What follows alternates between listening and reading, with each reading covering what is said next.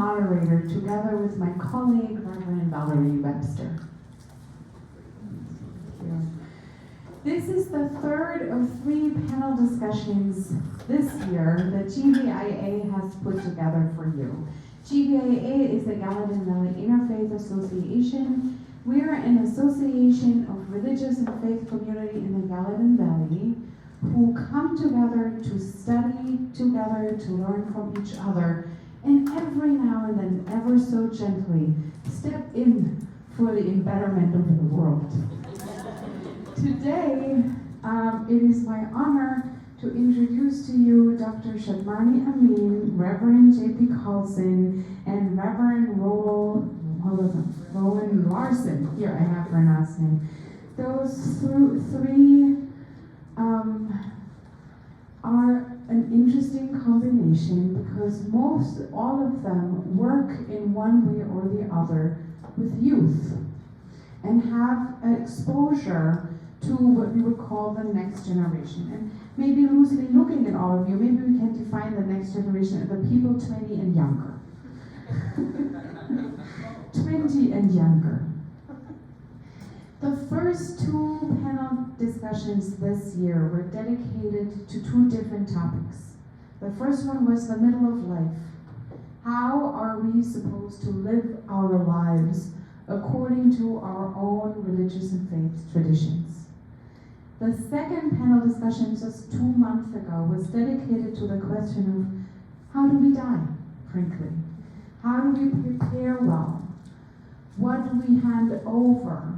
How do we talk about what is happening to us? What kind of wishes or preferences, teachings can we put out in the world before we leave?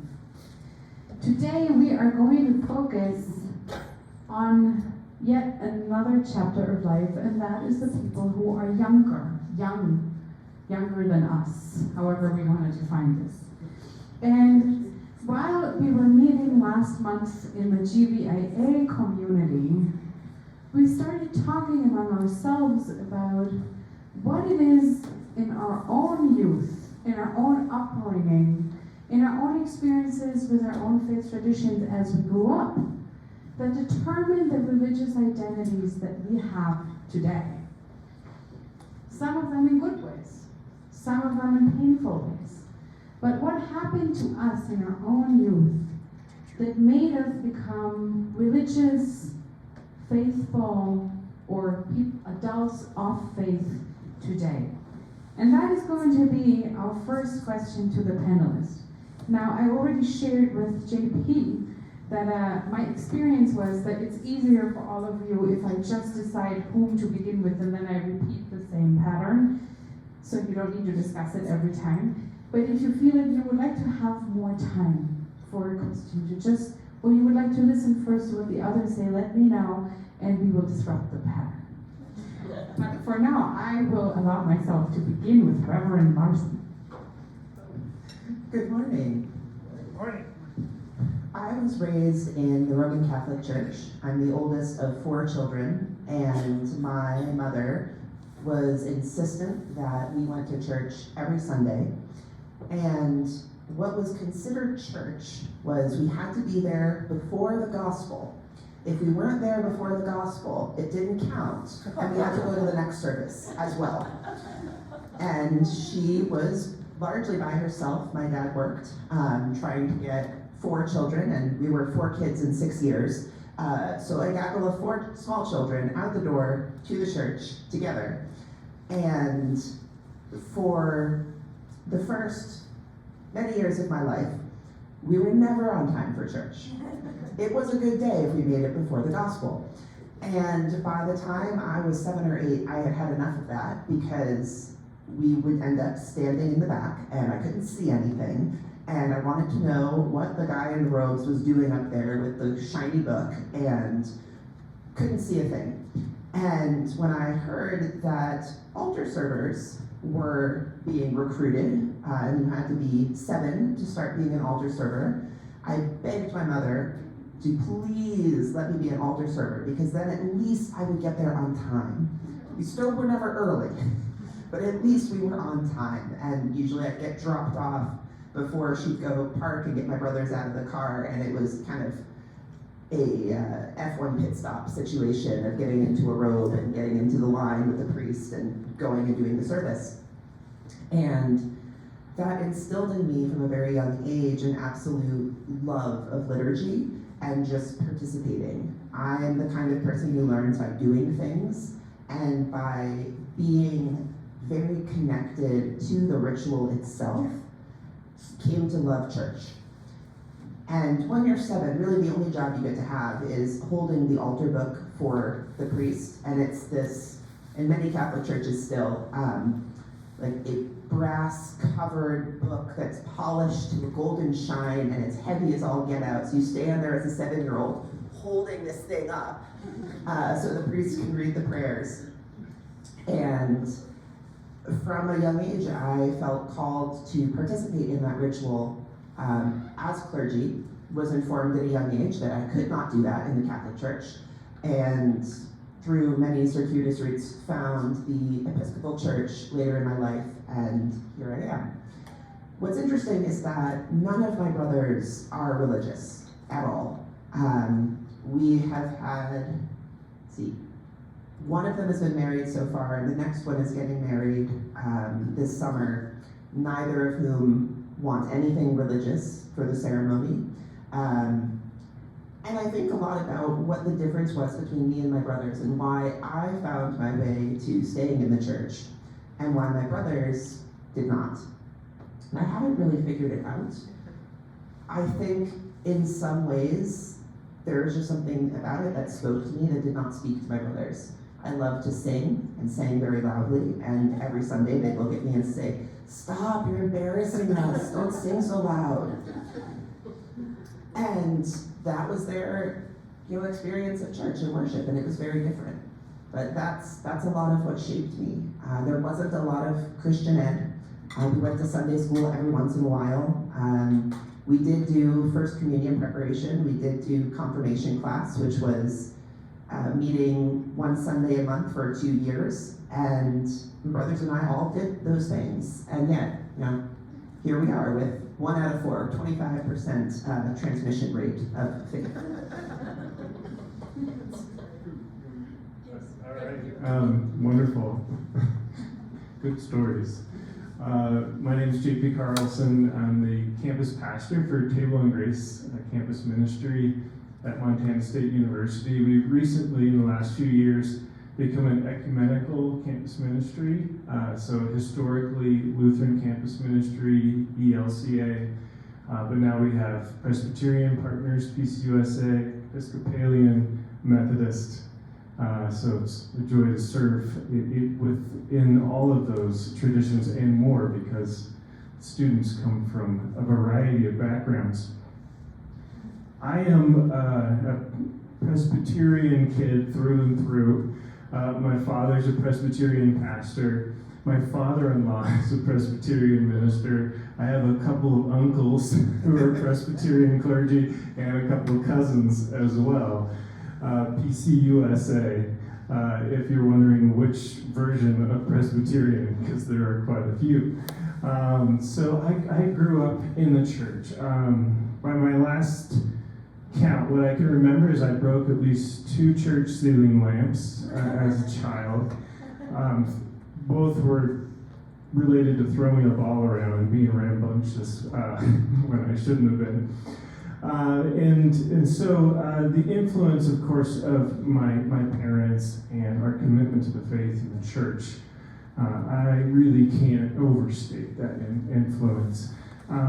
Some of the more formative experiences, youth group. I grew up going to youth group. I can remember looking forward to the spring break mission trips that we would go on. And I put mission in quotes. And I know that that's an interesting conversation in and of itself. But we would go and we would serve in a community, maybe at a camp or in another community in another city, and stay at a church, and usually it was related to just some upkeep on either camp cabins or church property. That was the shape of the mission experience.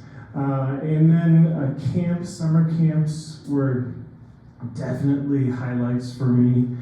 We talk about the mountaintop experience and the camp high, and we look forward to experiencing that the next year. There was a little bit of evangelical tradition in my upbringing, so I think I stood up and gave my life to Christ about 6 or 7 times. I even did the Billy Graham revival when I was like 10 years old. Anyhow, so that was part of it. My older sisters, when they were in high school, were really into church and faith, so that influenced me quite a bit. And then as I went into my college years, young adult, I went to a small private Christian college, Whitworth University in Spokane, and ended up taking all sorts of courses in theology and biblical interpretation and so forth, and that's what propelled, or at least led me to the next step of seminary, and then on to becoming a pastor. So, yeah, those are some of the formative experiences for me. Hi, I'm Shadmani Amin. I'm a Muslim, so I come from the Islamic State, Islamic Center of Boston. All of a sudden I forgot the name, never mind. You can tell I'm a little bit nervous. We used to do it every month. We had a GVIA program every month, but we stopped doing it it's been several years that we haven't done it, so I'm a little bit nervous, so bear with me. Okay, so growing up, what influenced me? I grew up in Bangladesh, which is a Muslim majority country. So it's a lot different from growing up in America, where Islam is a minority religion. So it's easy to practice religion when everybody else is doing the same thing. My parents are religious people, so they taught us how to be religious. It was important to be religious. I don't know if you know anything about Islam. We have the 5 pillars that everybody has to follow. So if you follow the 5 pillars, you are considered very religious, which means praying regularly and fasting during the month of Ramadan and paying the poor a certain portion of our money and all that. So my parents it was very important for them to do it, and I did whatever I was responsible to do it. I did it regularly in Bangladesh, and I imagined I would be maintaining my 5 pillars for the rest of my life, but I didn't think I would go any further than that. Then I came to America as a wife of a graduate student, and then I thought, nobody else is practicing Islam, then why do I have to do it? Why am I doing it in the first place? So I was very ignorant about the why question, why are we Muslim? After coming to America, I started doing research on that, and then I thought, wow, I had no idea my religion is such a good religion. And I became way more religious after coming to America. So you can say that America made me who I am today. My mom never covered her hair, not because she was a rebellious or something. It's just that wasn't very common. She didn't take it that seriously.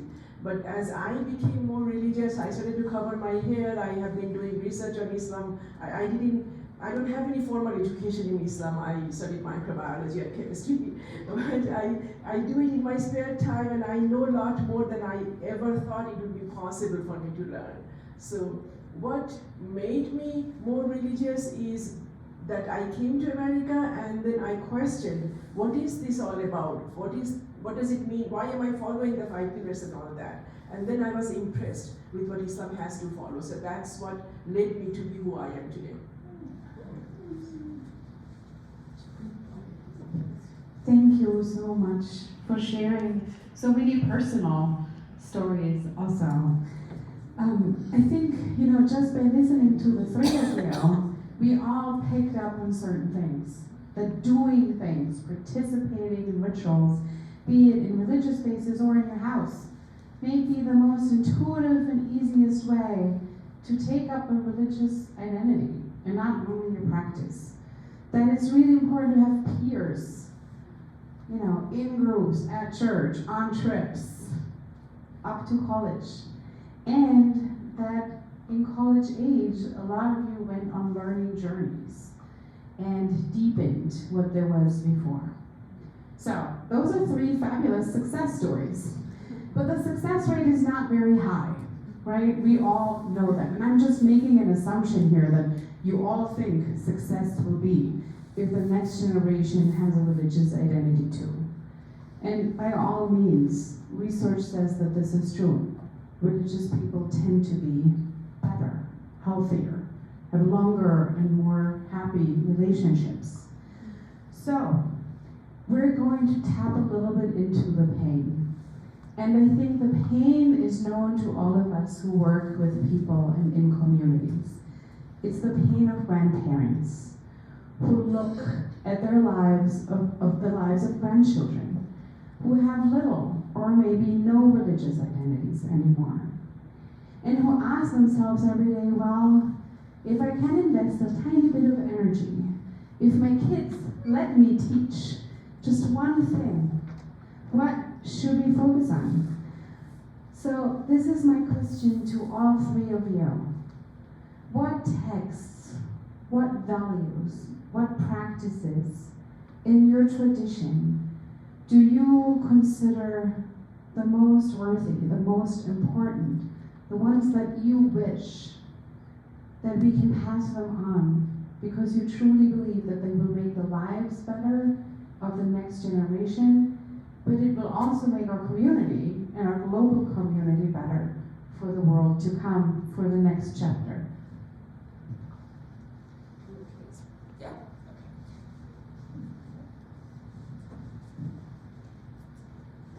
I have a somewhat unconventional view of what children and youth should leave church having learned. In my previous roles, my last 2 churches, I was a minister for Christian formation for children and youth. I was an associate for formation, and I'm a trained godly play teacher. I am, what else do I do? I've done a lot in the formation world. Very involved with Forma, which is an Episcopal plus now organization of formation ministers, lay and ordained. And I've seen so many people ask this question of, well, what are the most important things we need to teach our kids? And in my view, the most important things I want my kids to know are, first, Jesus was not white, and everything that goes around that, because a lot flows from that. A lot about tackling the entrenched, assumed white supremacy. If Jesus isn't white, then what else have I been told that's not true? Especially when we're often in buildings that have beautiful stained glass of white Jesus and God as the old man with the beard in the sky. I had to talk about that probably every 3 months because the chapel, I did children's chapel in at my first church, had those pictures on the windows and the kids loved looking at them. There's a lot that comes from that.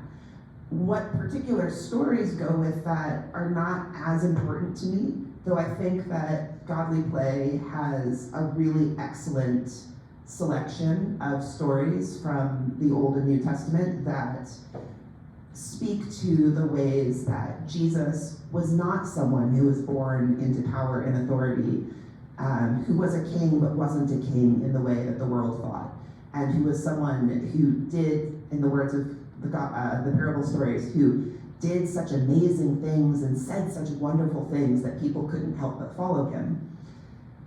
The next thing I want my kids to know is that church is a place where there are a lot of grown-ups who love you. And that's easy for the little ones. They get it. They think that everybody there is their friend, and if you hand them a cookie, you're friends for life. It gets a little harder when they hit middle school and high school.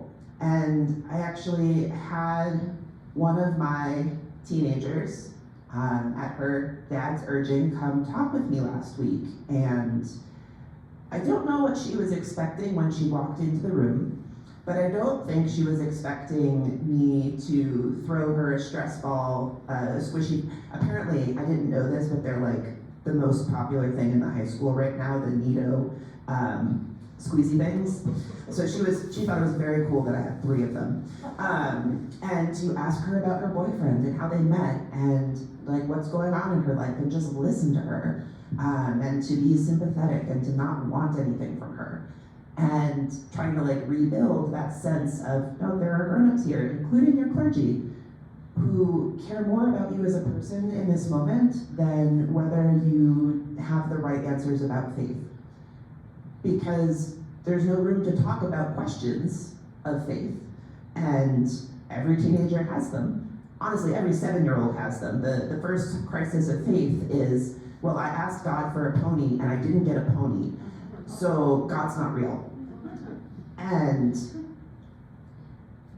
the relationship piece matters immensely. I was blessed to have an elementary school chaplain who was incredible and is a lifelong friend. She married my wife and I. And to also have a college chaplain who was incredible. And it was the first time in my adult life as an 18-year-old that there was another adult who didn't want something from me. And that was more formative than any of the church services we went to, the Sunday night chapel services, than the noonday prayer and discussions on books and topics of faith and eating lots of pizza and sandwiches because feeding teenagers is the way to their hearts. It was just that he didn't want anything from me, and it was about the relationship. So those are really the 2 things that I care about for kids. Jesus isn't white, and there are grown-ups here who care about you, and I think a lot of the rest of it follows, because it's a lot easier to stick around through doubt when you feel like there's someone you can talk to about it who's not going to judge you, and you need to have the relationship first. Especially for kids from families who started in a different tradition. Not all of the kids I've worked with are cradle Episcopalians. They come even as small children with religious baggage of what was expected of them, what they learned in church about what church and God is supposed to be. And I'm doing that with 6-year-olds, which is wild. So yeah, those are the 2 things that I think are the most important. You're all right with me going next, Rabbi Sonia? All right, thank you. As I was thinking about this question, I was reflecting on what resonates with the students I work with now. College age, young adults. We have quite a range because sometimes the graduate students participate, so anywhere from 18 to early 30s, all in one community together. So one of the first practices I've noticed that resonates with students is when we gather around a scripture text. Some of you have practiced Lectio Divina. You read the text through a few times, and then you invite the multiple perspectives. What are the people in this room around this table hearing? And I've done that quite a bit with college students and young adults, and they seem to really it engages their hearts and their minds. And I've noticed that the texts that tend to really draw people in and bring out discussion are stories. So the stories in the Gospels, the parables, the stories that Jesus tells, those seem to spark the imagination and the spirit. And then we get to hear the communal interpretation around our common sacred text, at least the sacred text in our tradition. So that's one. The other one would be table fellowship.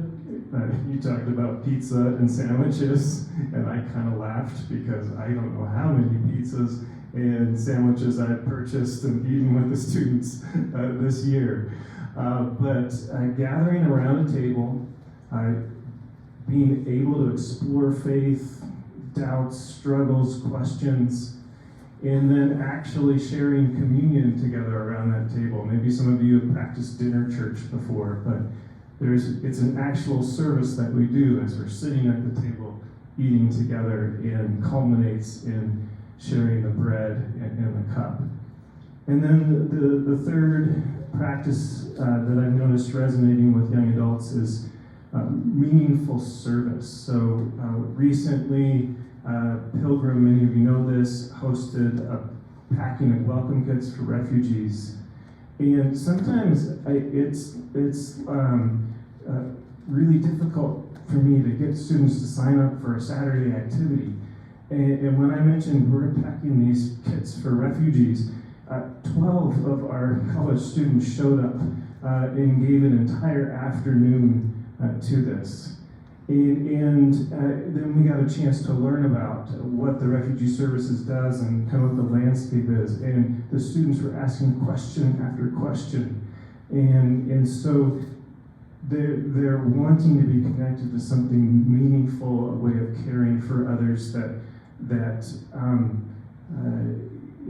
resonates with their sense of what it means to love, to live out our faith. And then, I would say through all of that, through the service, through the table fellowship, through gathering around the scripture text, we invite people, as Reverend Ronan was saying, to really explore the text and to be curious and to bring your questions, bring your doubts, and that all seems to really resonate in a beautiful way. I would think that the most important thing that is important, and that's a big deal to me, that's a big deal about Islam, is our open-mindedness. Islam is very rigid in its core. Everybody has to believe in there is only one God and nobody is equal to Him and all that. When I say Him, I don't mean this is a male God. It's just that He's above male and female distinction. He's above that, and for the lack of a better word, we just use the word He, but He's above male and female and everything. There is just one God, and Prophet Muhammad, peace be upon him, is the last messenger of God. There were other messengers like Jesus and Moses and all that. So we are very rigid on this core thing. After that, you don't have to behave in a certain way to be a good Muslim. Muslims are a very diverse group of people. If I have, say, 15 Muslims in one room, I would be surprised to see 15 Muslims coming from 7 different countries. We all dress different, we all listen to the different music, different food, look different, everything is different. What unites us is our faith. So, and that's what makes us strong. So Muslims are a very diverse group of people. And the religion is not rigid, other than the faith, religion is not rigid in anything else. In the early days, what the period that we call it a golden period of Islam, the Muslims were all the most important scientists in the world were Muslims. Muslims started arithmetic, geometry, trigonometry, physics, chemistry, biology, anatomy, I can go on and on, astronomy, all these, if you look at the father of this field, they were all Muslims. So because of the open-mindedness, they had no problem exploring the world and all that. So that is the important part that the young people can really connect with. And that is the strength that we have. And when I meet somebody who is asking me, well, tell me what is Islam is all about, why should I practice this? This is what I talk about. Thank you. Thank you. I jotted down some notes, the importance of values, of certain things we do not compromise on. Jesus is not light. There's only one God. Those kinds of things. And then the tools that we use in order to pass this on. Food, right?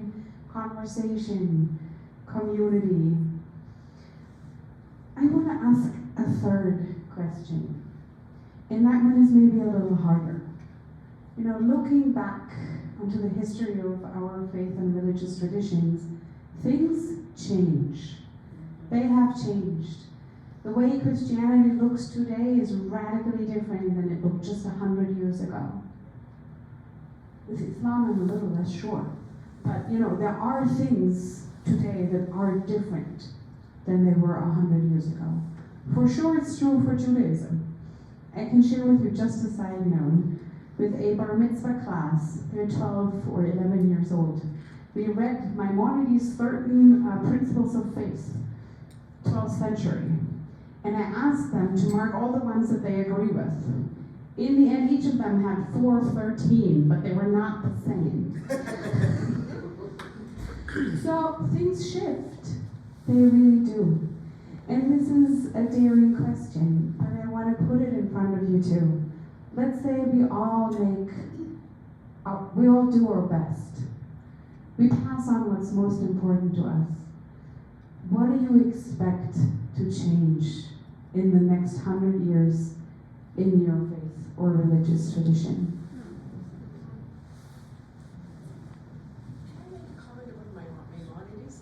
I just wanted to make a comment about Maimonides that she just mentioned, probably the most important scholar in Judaism. Where was he from? He was from the Muslim Spain. He lived in Muslim Spain. That's what we studied. That he lived in Muslim Spain. He was a product of Muslim Spain.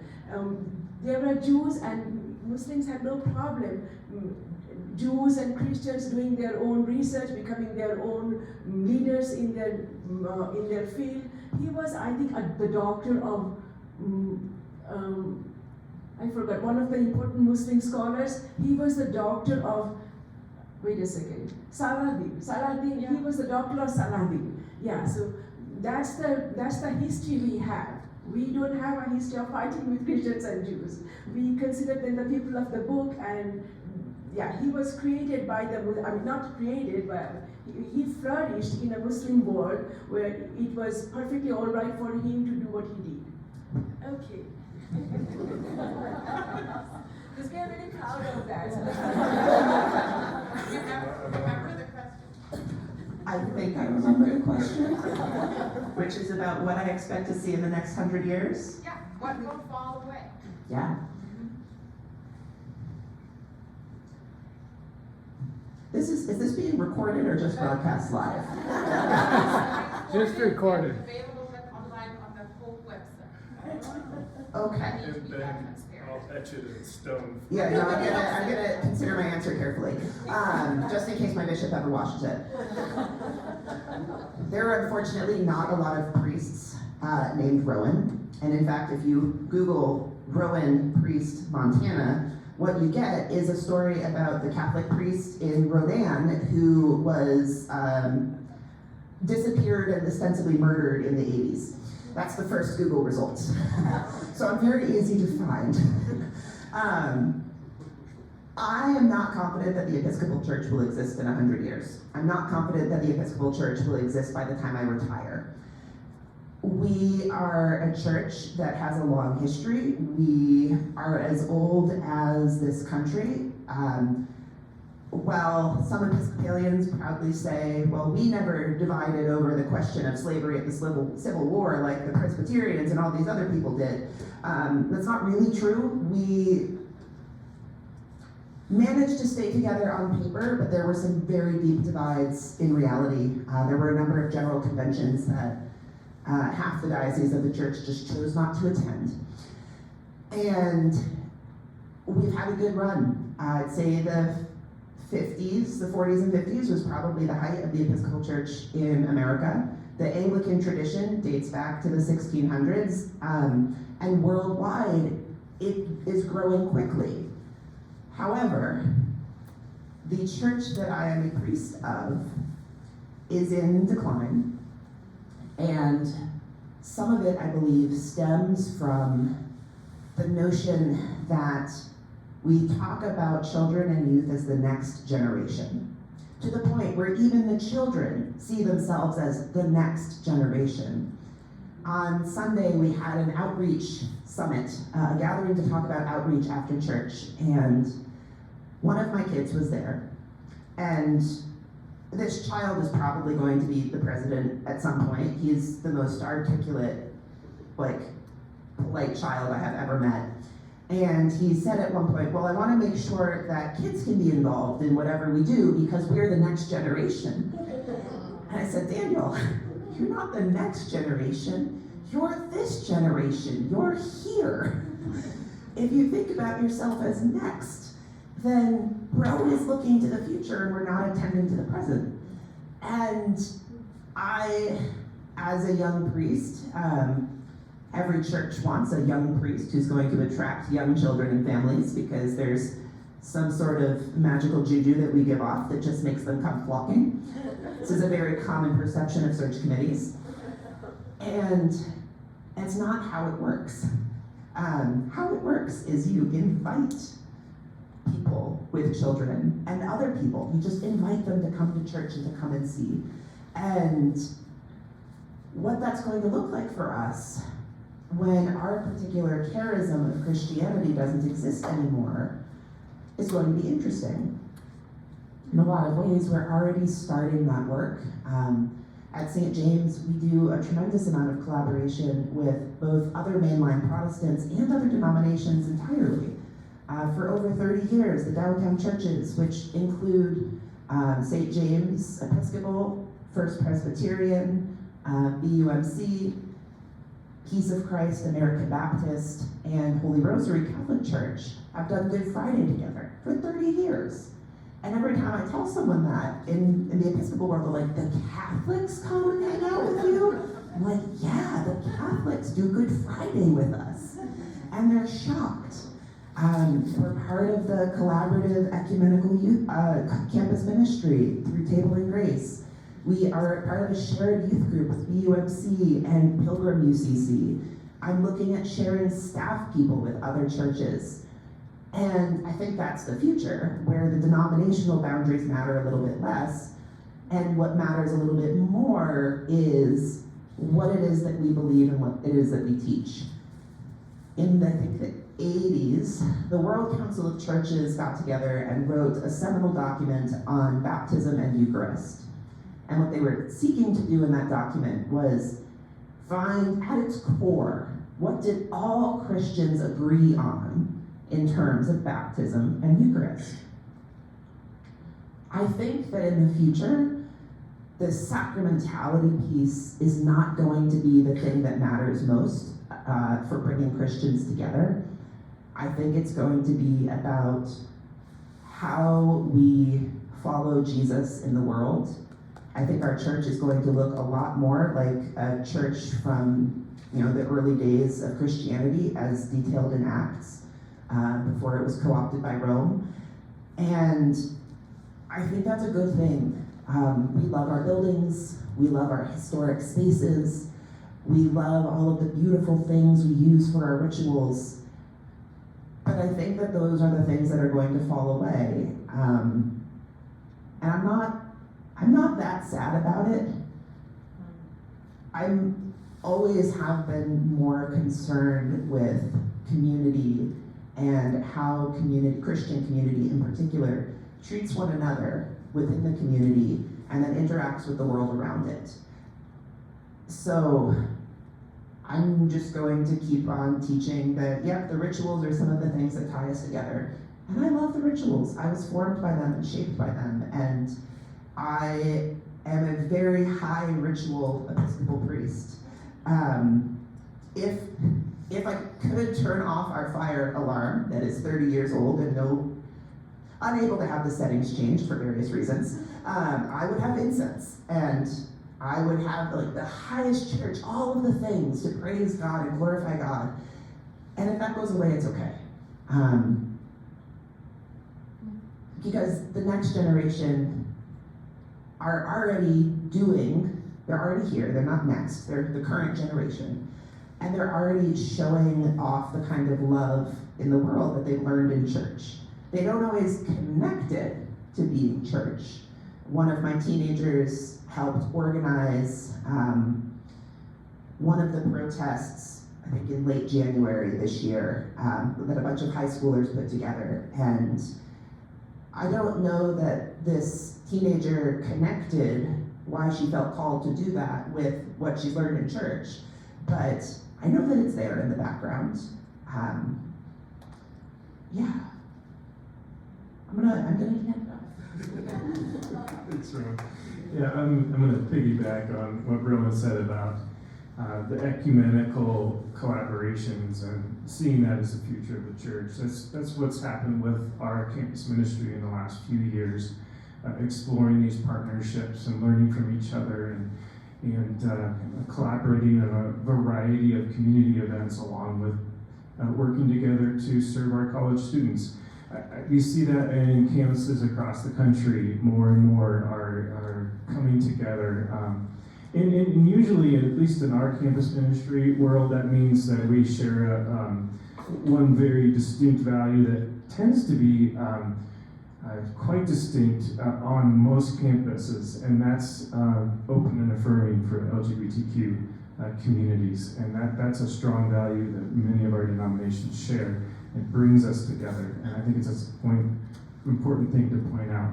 But yeah, I do see that as the wave of the future, ecumenical collaboration, which will inevitably mean there's some of these things in our tradition that we may need to let go of or hold more loosely. And it won't be ecumenical anymore. It'll be more. Yeah. Ecumenical to what is this new church identity?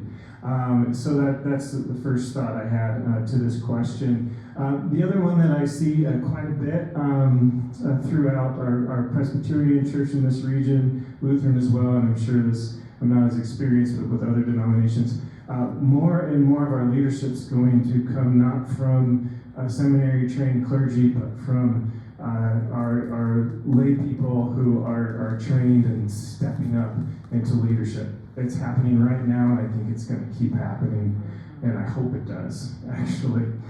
So that's another thing that I see coming down the pike here in the next several years. And then you touched on buildings. Oh man, we love our buildings, but also they take up like how much percentage of most of our budgets? I don't know. Just the snow removal. Yeah, just the snow removal alone, Rowan said. I don't see how we move forward and have vital ministry without having a different relationship with our buildings, letting go again, and finding a way to be out in the community, meeting people where they are. That's the nature of campus ministry, but I think congregational ministry will need to move in that direction more, and already is in some places. Yeah. The way we learned about Islam when I was growing up is a lot different than the way the new generation is learning about Islam. When we were young, we followed our elders. Whatever my parents say, that became the religion. I never questioned that. The young generation doesn't do that. They don't listen to their parents. They go do their homework on their own. And in a way, they are, among the Muslims, young generation, they are actually a lot more knowledgeable than I was at their age. So they have the access to go to the media to research, figure out what's the right answer to this question. And actually the young generation, they are becoming much more religious than we used to be. When I was young, I thought I'll do as long as I keep my 5 pillars right, I'll be good to go. They don't do that. They do their research and then they decide what to do, and they know a lot more. So it's actually a pretty positive story for the Muslims.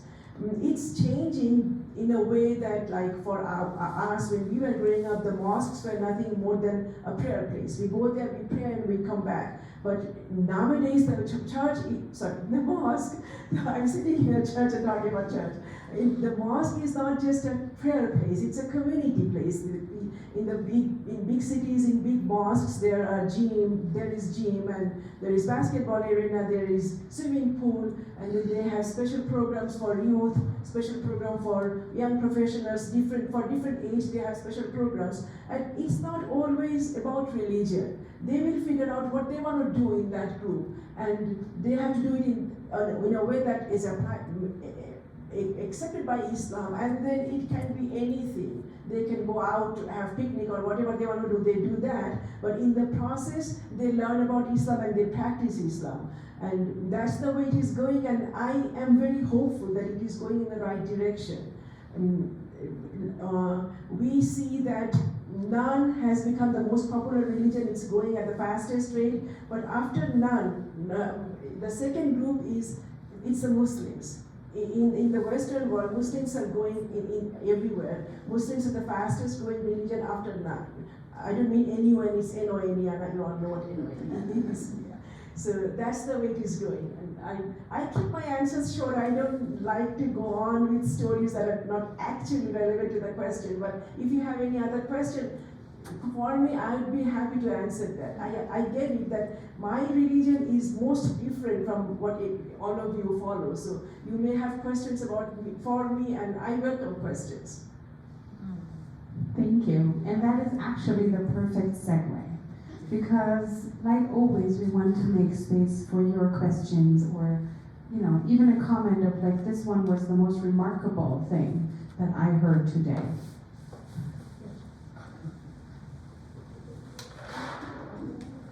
Well, I'm less familiar with the practices in Islam. Certainly in Judeo-Christian faith traditions, there seems to be more of a movement among young people to more traditional or more orthodox forms of worship than the more progressive denominations. I'm curious to know your thoughts about that.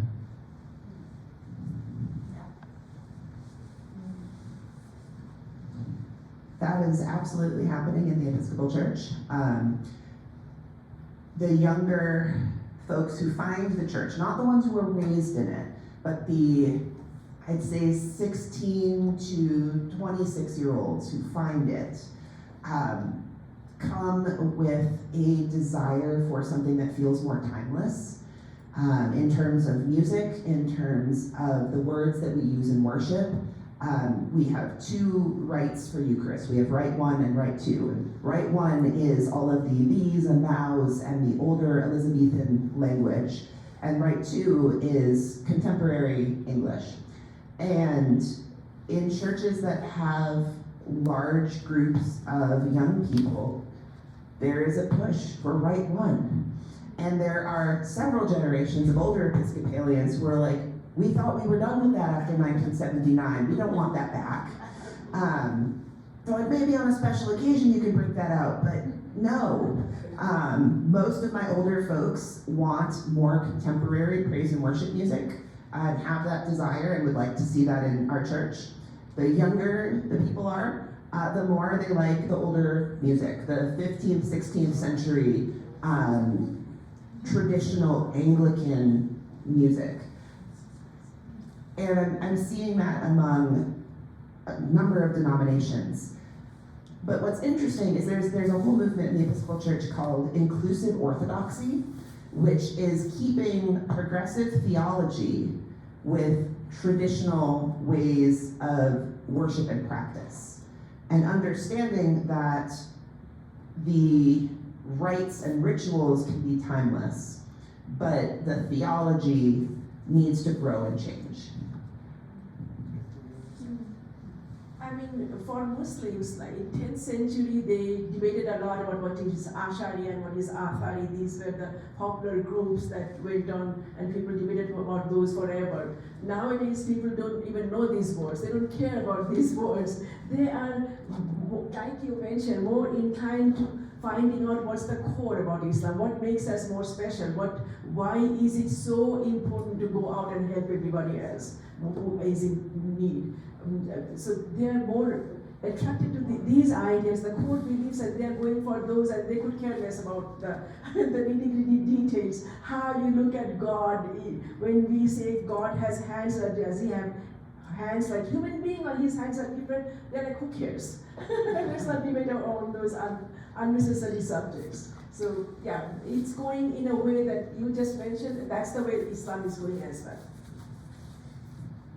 Yeah, I'll just touch on it really briefly. The students that end up coming to our campus ministry, some of them have previous church or campus ministry experience, and they'll often express one of the things they love about us, and this is, I kind of laugh because I've heard this multiple times, you're not a cult.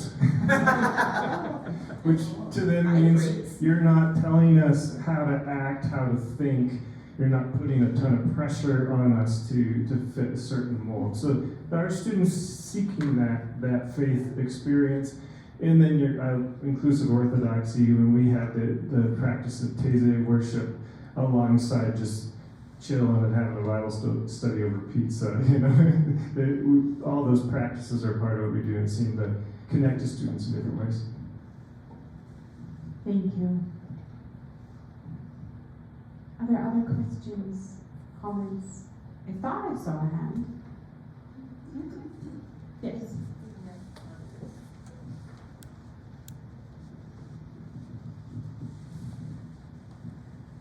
What gives you joy in reaching out to all ages and connecting the ages? Where do you see hope and connection there?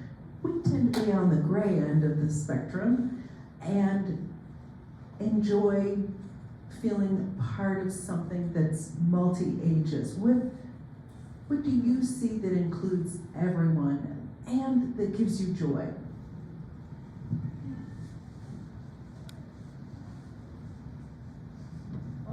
I'll start us off with that one. Yeah. The first thing that came to mind was, and because I've talked to other campus ministry colleagues about this, is it seems to be for most people in this stage of life, college, there's just this beautiful curiosity leaning into the questions, and I get a lot of joy in the students just around a text, a story from scripture, a parable maybe, or Wednesday night when we had a Pakistani couple talking about their culture and Muslim faith, and then seeing the students' eyes light up and make connections and ask questions, and so I think there's just something about this stage of life where folks are still kind of searching and figuring out who they are, their purpose, identity, and then when they're exposed to these different experiences, seeing those lights go on and the dots connect and being a part of that, fantastic. A thing that gives me joy is seeing kids take on the church as their own. My first church had a number of kids, and this drove me nuts, who every time they would come in the door would take their shoes off. And they would leave their shoes by the door, and they would take off around the building, and they knew where the places they wanted to be were, and they went to the youth room and the kids' room, and they went to go play with Legos and grab a snack out of the fridge, and they just saw it as an extension of their house, and it felt like home. And that kind of ownership, where church is not a place that, you know, it's not a cult. We don't have to act a certain way and dress a certain way, and if we say the wrong thing, then someone's going to be mad at us. As anything I can do to discourage that, I do, because it does bring me great joy to see kids just understand that they belong in a place. And the only problem was this was Boston, and in the winter, I did have to be like, no, you really need to put your shoes back on because people have tracked salt all over this building, and you really don't want that on your feet. And grudgingly, they would put their shoes back on. But it just shows that it's no longer a, outsider space. It goes back to kind of my through line, which is that church is a place of community and is a place of belonging and of love and acceptance. And we talk a lot in Sunday school when I lead it about, and in sermons, how to learning how to love people you don't like. Not loving your enemies, that is very hard. We're going to start with loving people we don't like. And learning how to be community from that basis. And we at St. James have kids who love helping with coffee hour and serving and cleaning up, and will collect plates, will go around with trays of goodies that they have made lovingly and would like to give you. And they see it as something that they can do to contribute and belong. What gives me joy and hope is that in the beginning I mentioned that America made me a more practicing Muslim. It is not an isolated story. I know about so many people who weren't as practicing when they were growing up in a Muslim majority country, and they came to America and they became more religious because coming here gave us the opportunity to take a fresh look at Islam and doing research, and then we became much more religious. And people in the Muslim majority country, they are actually looking up to us, the people who live in America, also in other non-Muslim minority countries as well, and learning it from us, that gives me hope and joy. I will mention a story. There is a scholar, Islamic scholar, Yasir Qadi. He lives in Dallas. He's like among the top 5 Muslim scholars in America. I was listening to his lecture one day. He mentioned that he found out, surprisingly, the places where people listened to him most was which cities. He was Googling from which country people listen to me more than any other place. And the number 1 was Kuala Lumpur, Malaysia, and the second was Dhaka, Bangladesh. So people in Muslim majority countries, they're not listening to their own scholars, because those scholars are talking about Islam in 10th century. And the scholars in America and Europe and Australia, the scholars in non-Muslim countries, they are talking about Islam in the light of 21st century. So people from the entire world, they find it more relevant to listen to the Western scholars as opposed to the scholars from the Muslim majority countries. And that gives me joy and confidence and hope and everything else. Thank you so much. Can I ask you, usually we don't do this, but can you give a heartfelt applause?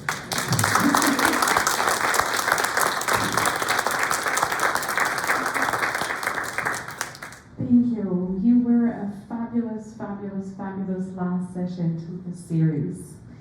Before we close this year, exactly, I want to alert you to what we're planning to do next year.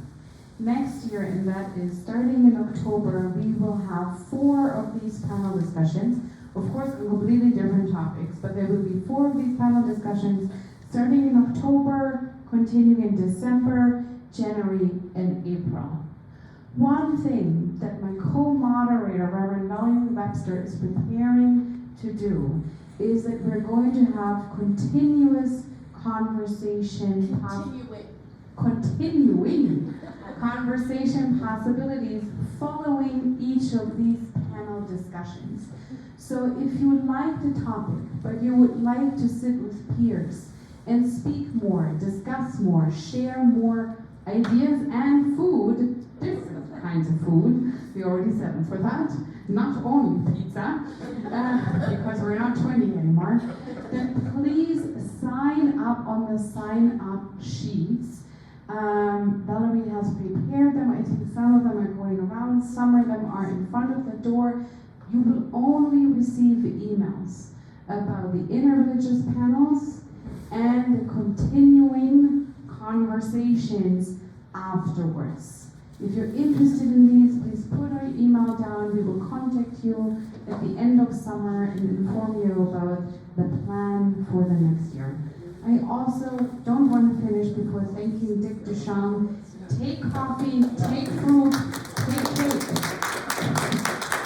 I want to mention too that all 3 of these are on YouTube, and it's on Hope Bozeman's. It's just Hope Bozeman on YouTube, and you can look at this one once I get it posted up there. And the other 2, if you happen to miss those, they're there as well. So you can go back and look at these if you didn't have them. So, and now we're going to close.